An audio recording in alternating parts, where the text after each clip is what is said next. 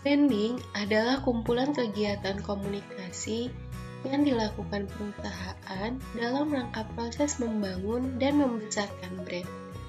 Unsur-unsur penting dari branding adalah nama, logo, tampilan visual, juru bicara, suara, dan kata-kata. Tujuan dari branding adalah membentuk persepsi, membangun rasa percaya, dan membangun rasa cinta masyarakat kepada brand. Manfaat dari branding adalah memberikan daya tarik bagi konsumen, memudahkan UMKM mendapatkan loyalitas pelanggan terhadap produk atau jasa, membuka peluang UMKM untuk menetapkan harga jual yang tinggi, peluang bagi UMKM sebagai pelaku usaha untuk melakukan diferensiasi produk, serta menjadikan pembeda atau ciri tertentu yang membedakan produk UMKM dengan produk milik kompetitor. Tips yang pertama adalah cara memulai branding. Hal pertama yang dapat teman-teman lakukan adalah menentukan tujuan utama dari bisnis sebagai dasar untuk mendukung upaya-upaya yang akan teman-teman lakukan dalam branding. Selanjutnya, teman-teman harus dapat memahami karakteristik pelanggan agar kita dapat menyocokkan antara manfaat dari produk dan layanan kita dengan karakteristik pelanggan yang kita inginkan. Selanjutnya, kita membuat konsep brand. Ini berkaitan dengan identitas dan kepribadian bisnis teman-teman. Kita bisa mempertimbangkan seperti visi misi, agar visi misi tersebut dapat disampaikan melalui logo, warna, dan tulisan yang teman-teman gunakan dalam branding bisnis. Selanjutnya, teman-teman melakukan pemasaran melalui media sosial. Kita dapat memulainya dengan membangun strategi dan membuat konten di media sosial. Yang tentunya strategi dan konten yang kita buat sangat bergantung pada tujuan utama dari bisnis kita dan target pasar dari bisnis kita. Karena jika tepat sasaran, kita dapat mengembangkan brand kita dengan menjadi lebih kuat, lebih besar. Tips yang kedua adalah strategi branding dengan budget yang hemat. Dengan budget yang hemat, teman-teman tetap bisa mendapatkan tampilan visual brand yang estetik dengan cara meminta bantuan dari freelancer yang harganya cenderung lebih murah, atau teman-teman dapat membuat tampilan visual brand sendiri. Selanjutnya, teman-teman harus bisa memahami SWOT, yaitu strength atau kelebihan dari bisnis teman-teman. Lalu weakness, teman-teman harus mau mengakui kelemahan teman-teman.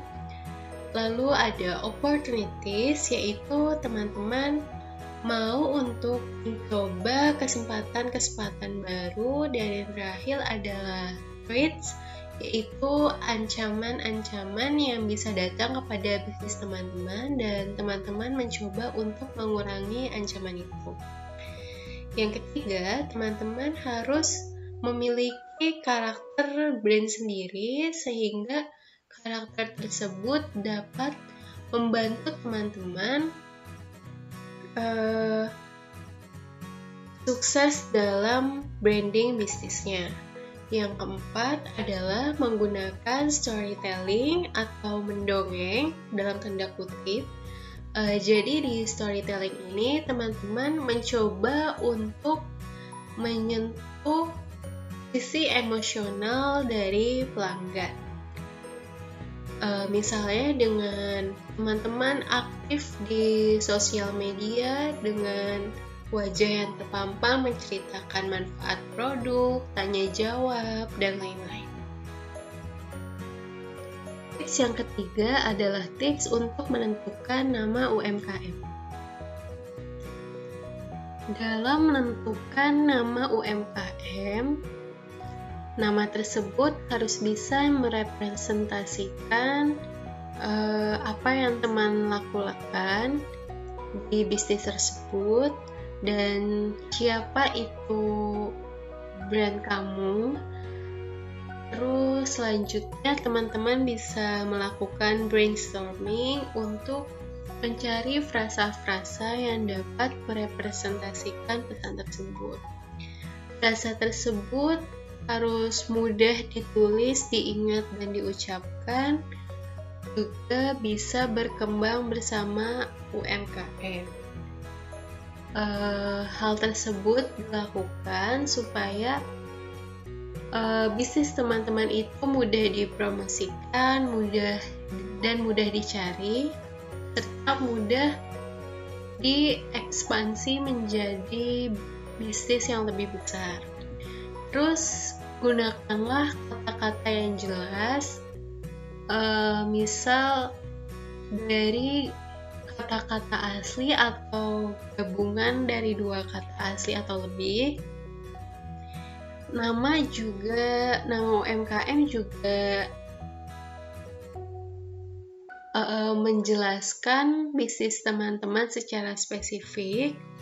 Terus teman-teman juga harus hati-hati dalam penggunaan nama geografi seperti nama kota atau nama negara,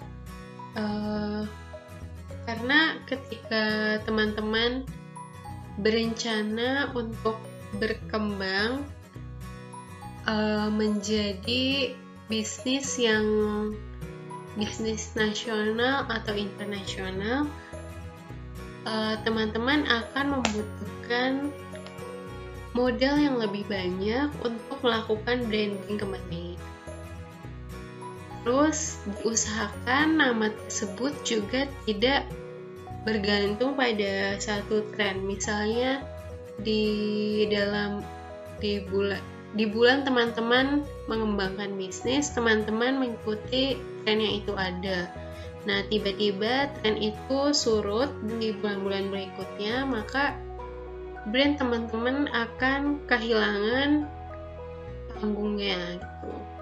Terus yang selanjutnya, setelah teman-teman menemukan frasa yang pas yang sudah memenuhi kriteria tadi, teman-teman bisa meminta pendapat orang lain tentang nama bisnis teman-teman. Kira-kira mana nih nama yang benar-benar merepresentasikan teman-teman sebagai pengusaha dan apa yang dilakukan oleh bisnis teman-teman.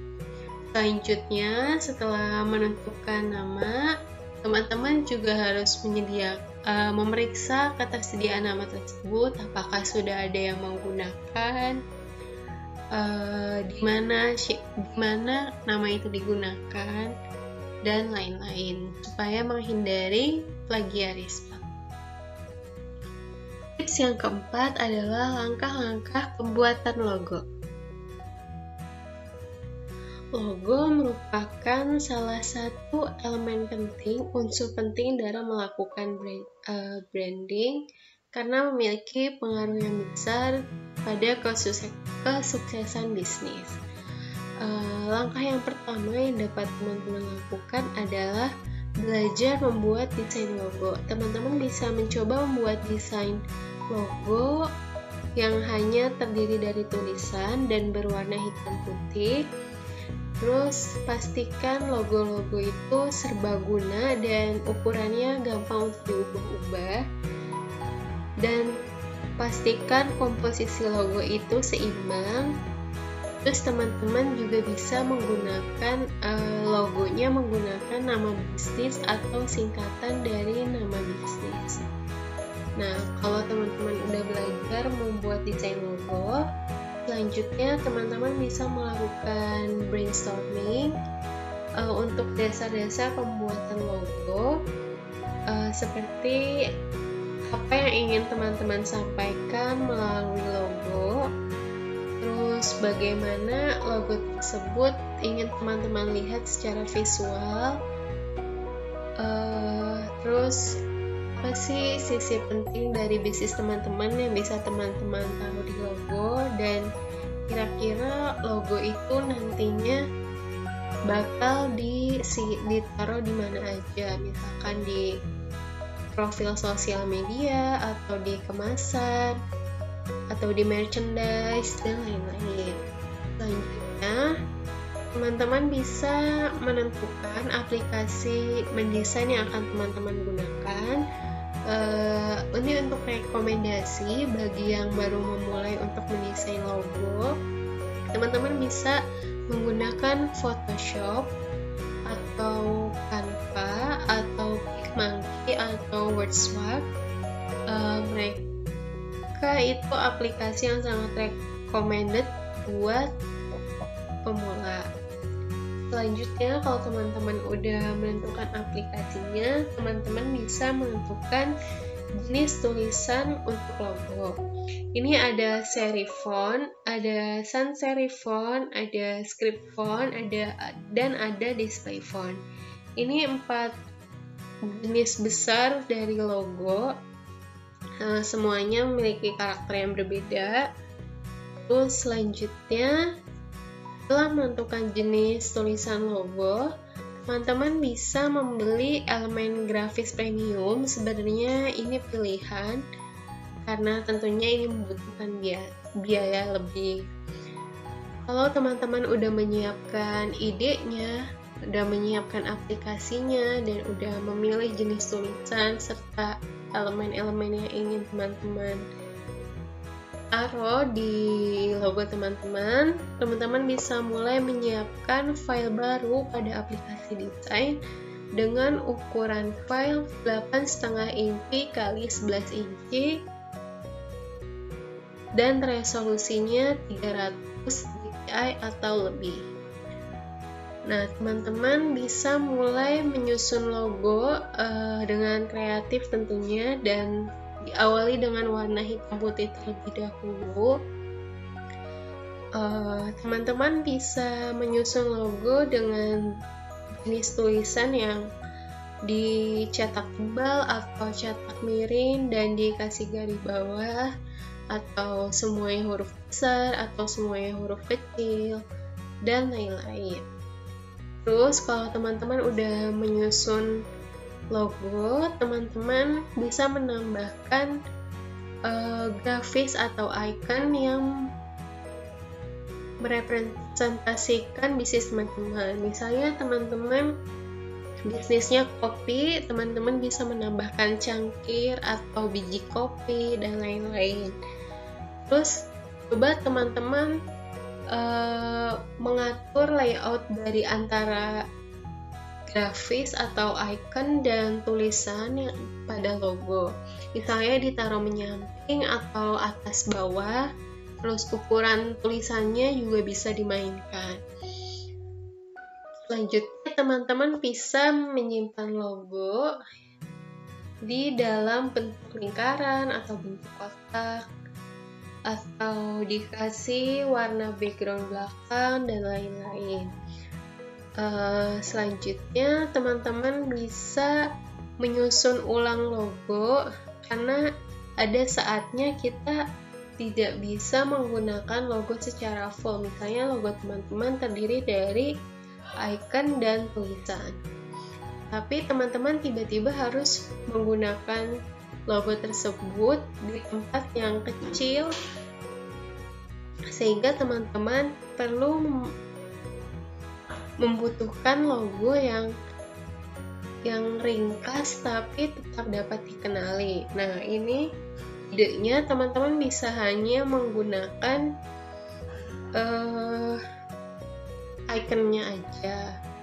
Terus teman-teman coba setelah logonya disusun ulang dan dites di berbagai dimensi, teman-teman bisa mencoba menggunakan logonya di desain kartu nama, alat tulis, baju, botol air, papan nama toko, atau papan billboard. Nah, kalau tadi langkah-langkah pembuatan logo, sekarang untuk tips nih biar logo teman-teman indah, estetik, dan gampang dikenali, teman-teman harus membuat logo secara konsisten dari mulai warna, jenis tulisan yang digunakan, itu harus sama di semua platform yang akan menggunakan logo. Selanjutnya, teman-teman bisa mendesain logo yang mudah dikembangkan. Misalnya tiba-tiba teman-teman misalnya awalnya merupakan usaha fotografi untuk pernikahan, tapi tiba-tiba teman-teman harus merubah bisnis teman-teman bukan fotografi untuk pernikahan, misalkan fotografi untuk fotografi makanan dan lain-lain. Buatlah logo fotografi yang bisa digunakan dimanapun bisnis teman-teman berada. Selanjutnya, teman-teman bisa mentes nih logo yang udah teman-teman buat di beberapa barang kayak di tempat minum. Teman-teman coba cetak dulu sebelum akhirnya teman-teman menggunakan logo tersebut untuk branding usaha teman-teman.